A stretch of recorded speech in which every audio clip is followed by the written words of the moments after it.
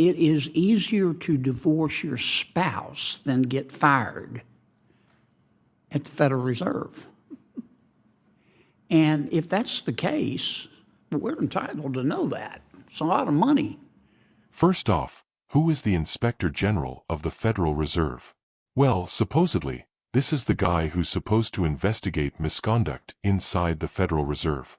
That means, when something shady goes down, corruption, incompetence, violations of law or trust, he's the watchdog. Except here's the problem. This watchdog ain't barking. Heck, he barely knows what yard he's in. Senator Kennedy asked him a simple question. Since 2011, how many internal investigations have you conducted? And what did we get?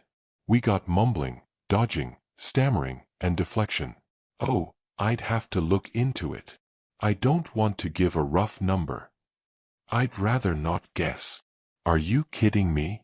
You've been in the job for over a decade, and you don't know how many investigations you've led into misconduct at one of the most powerful financial institutions in the world? Let me tell you something. If you were in the private sector, you'd be shown the door faster than a CNN host at a Trump rally. And can do its job.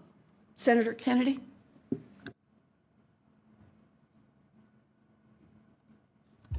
Thank you, Madam Chair. General, welcome. Help me. I tried to listen carefully to my colleagues, but I'm still a little bit confused. You've been IG since 2011, and you do a lot of internal investigations. In other words, did some particular employee at the Fed not do their job? Is that correct? Yes. About how many of those you think you've done? Well, in terms of investigations of potential misconduct or wrongdoing, we have typically had a running average of about 60 or 70 of those. Obviously, the pandemic... Is that total? 60 or 70 a year? No, at any point in time. Okay. Many of them are closed. New ones come in through our hotline, which we open up. But that's typically a rough gauge for how many investigations we have pending. Since you've been there in 2011, again, I'm talking internal investigations, would 500 sound right? I'd have to look into it. I don't want to give you a number. No, I'm not going to hold you to it. Wasn't many. Is it more? You think it's more than 500? I would like to look into it and get you an exact number. Okay. In what percentage of the cases, just ballpark, do you find wrongdoing? Again, it would be a wild guess, and I'm not comfortable giving one to you, but we can certainly look into that and develop those numbers for you. Frankly, I would have thought you'd would have that before you came today. We think it's more than half? No, I would not think so.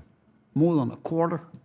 That's where I'm uncomfortable. Well, is it happen frequently that you find wrongdoing, or infrequently? It's not infrequent. It's not infrequent? Mm-hmm. Okay. All right.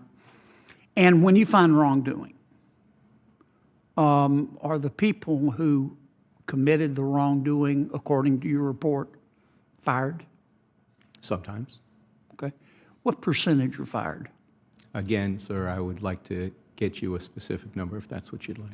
Yeah, I think if you could get us that number, and perhaps we could do this again.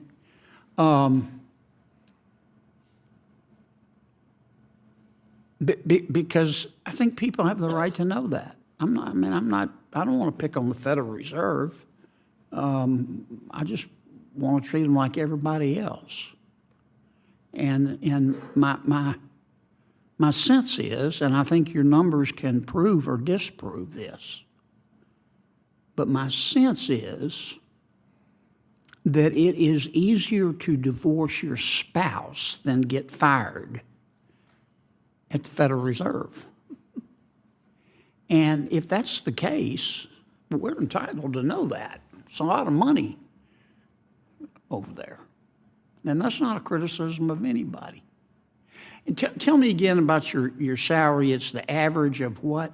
It's the average of both the salary and the bonus that is attributed to the other individuals who are similarly situated in terms of the organizational structure, which for me is the division director level. So there are 12 other individuals, and it's the average of their salary plus bonus. Okay.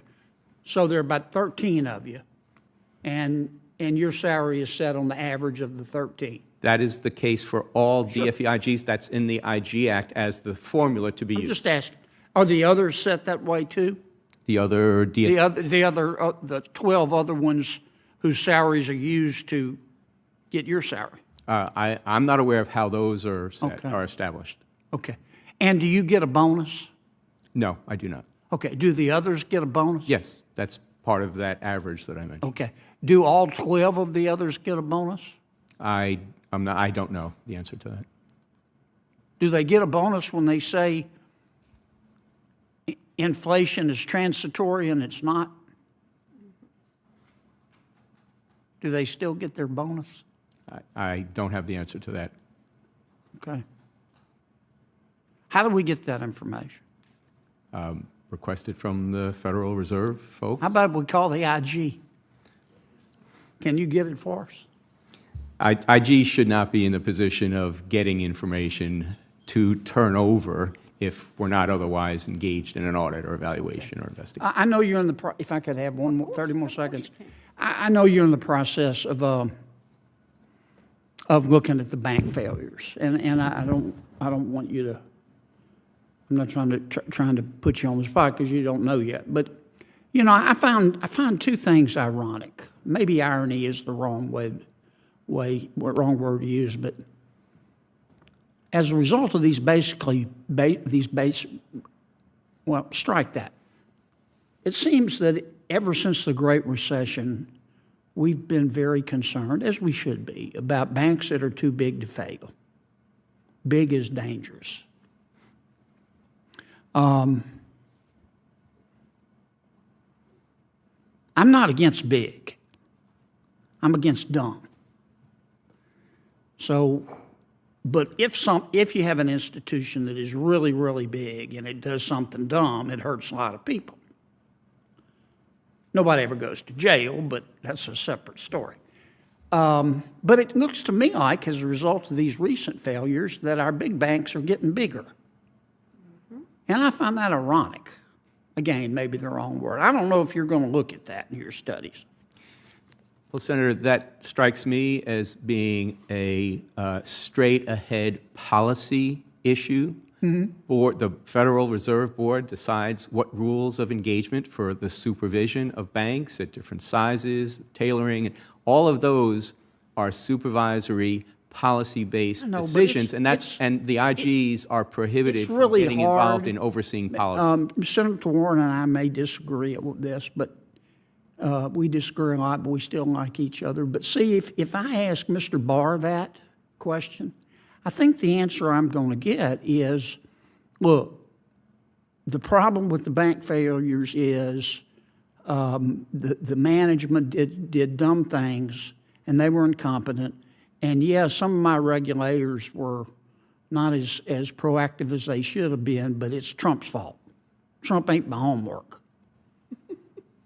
And I don't think that's a candid assessment of the situation. The other thing that I find curious, and I'm going to ask Mr. Barr about this. Traditionally, when banks get in trouble, you don't go out and shout it. You know, we're in trouble. They call their regulators, say, we got a problem here. Or the regulators spot it and they go in. And to prevent a bank run or panic, they handle it quietly. And the regulators will call around with other banks that are healthier and say, can we affect a marriage here? And that doesn't seem to be what's happening. And as a result, the healthy banks that would normally come in and help for a price, a fair price, and help the failed bank, the healthy banks, they're pretty smart. They're waiting. They're going, no, we don't want to come in too early. Let's let them go under. And then we'll come in and we'll get a great deal, and the taxpayers will have to guarantee all our potential losses. Can you look into that? Because if I ask Mr. Barr, God bless him, he's just going to say, it's the fault of the bank presidents and Trump ate my homework. So I'm looking for somebody who can help us answer those. To the extent that you're asking, Senator, about the process of once a bank fails, what does the Fed, what does the FDIC do in terms of trying to get another bank to come in and take over or buy its operations? That would be kind of post-failure, so that wouldn't be part of our current review, material loss reviews, but we can consider looking into the kind of post-failure issues like that, or discussions that may have been had with the other financial regulators. I'm taking too long, but here's what I'm getting to. And this is not a criticism of J.P. Morgan or Mr. Diamond. I have great respect for both of them. But you know the deal they made is a good deal. I'm not suggesting that they shouldn't have made a good deal for their shareholders. But the truth is, the deal was so good, if we still had white pages, you could open up the white pages, put your hand over your eyes, and pick a name and say, we're giving you this deal.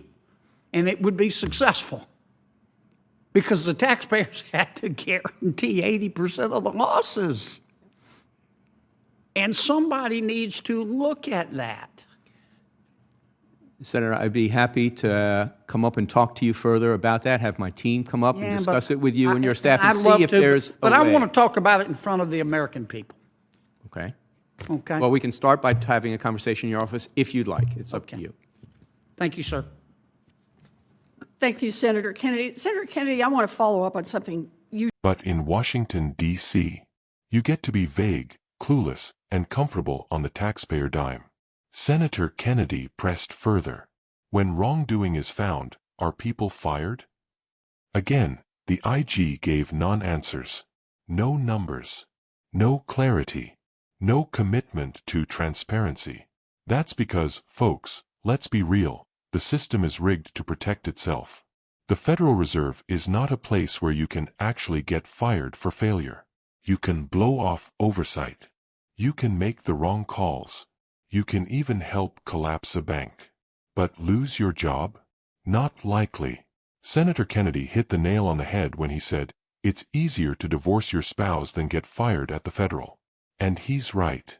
These bureaucrats live in a protected bubble, no accountability, no consequences, and yet they control our currency, influence interest rates, and sit atop a mountain of regulatory power that affects every American family.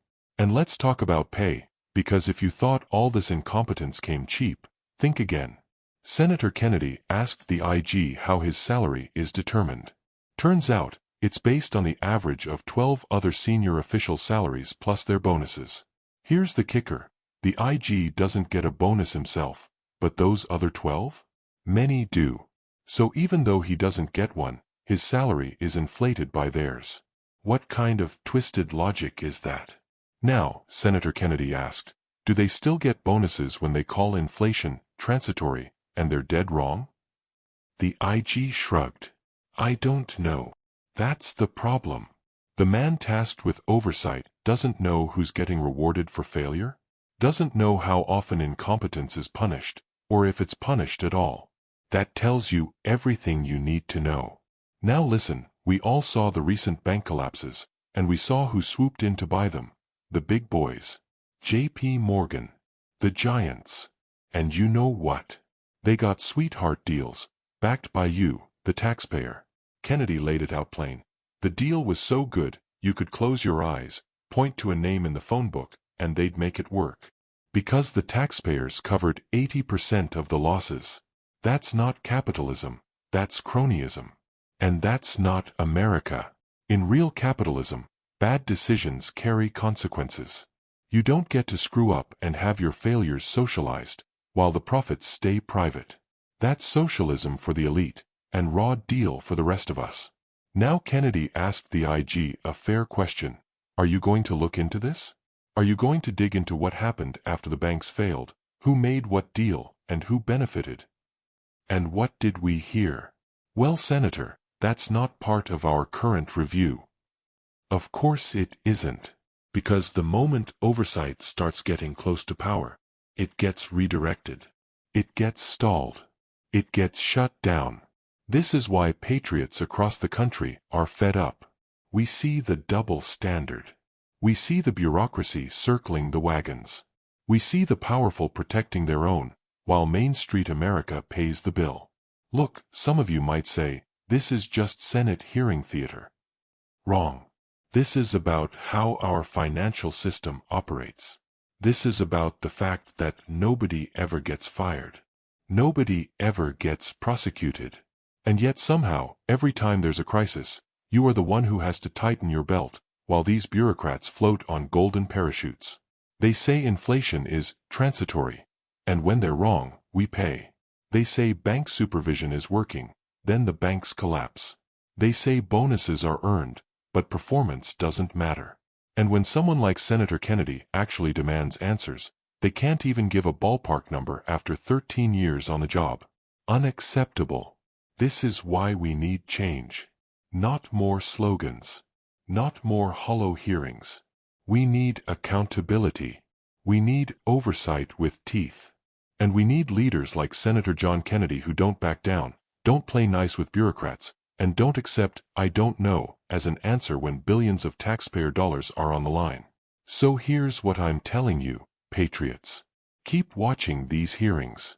Call your senators. Demand real reform of the Federal Reserve and its IG office. And don't be gaslit into believing you're too dumb to understand how these systems work. You're not. You're smart enough to see when something smells rotten. And trust me, this hearing? It stunk. This has been Founding Voice America.